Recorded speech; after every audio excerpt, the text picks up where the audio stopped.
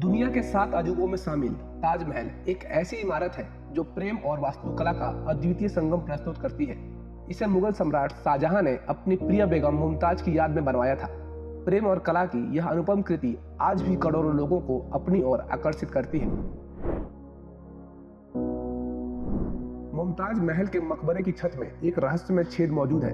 कहा जाता है कि जब ताजमहल का निर्माण पूरा हुआ तो शाहजहां ने यह सुनिश्चित करने के लिए कि कोई और वैसी इमारत न बना सके, कारीगरों के हाथ कटवाने का आदेश दिया। इसे देखते हुए कारीगरों ने प्रतिशोध स्वरूप मकबरे की छत में यह छेद छोड़ दिया ताकि ताजमहल में नमी बनी रहे और यह लंबे समय तक न टिक सके। ताजमहल की नींव ऐसी लकड़ी पर बनी है जिसे मजबूत रहने के लिए लगातार नमी की आवश्यकता होती है।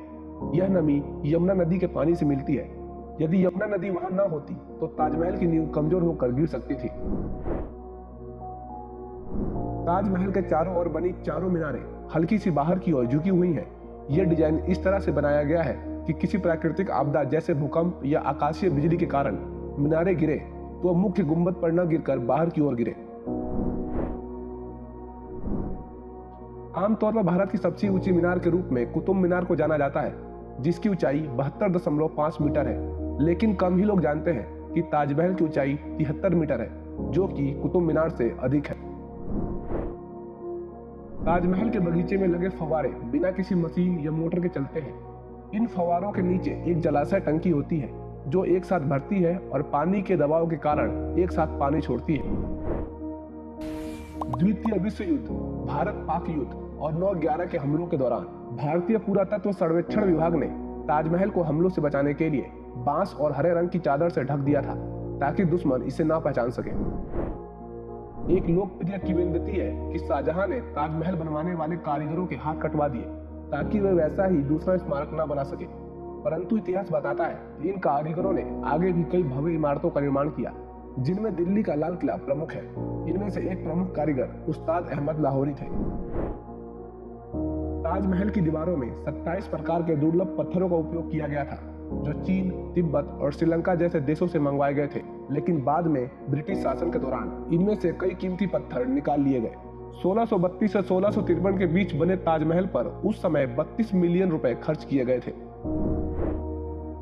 शाहजहां का सपना था कि वह अपने लिए यमुना की दूसरी ओर काले संगमरमर का एक और ताजमहल बनवाए, लेकिन उसके बेटे औरंगजेब द्वारा कैद किए जाने के कारण यह सपना अधूरा रह गया। ताजमहल के साथ पहली सेल्फी लेने वाले व्यक्ति जॉर्ज हैरिसन थे।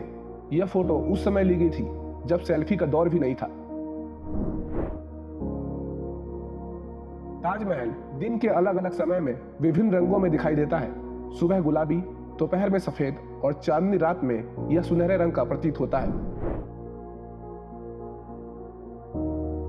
ताजमहल को देखने के लिए प्रतिदिन करीब 15 से 20 हजार सैलानी आते हैं। यह संख्या किसी भी अन्य ऐतिहासिक स्मारक की तुलना से अधिक है। ताजमहल केवल एक इमारत नहीं बल्कि प्रेम, कला और इतिहास का एक प्रतीक है। यह अपने रहस्यों और अनोखी बनावट के कारण सदियों से दुनिया भर के लोगों को मंत्रमुग्ध करता आ रहा है और आगे भी करता रहेगा।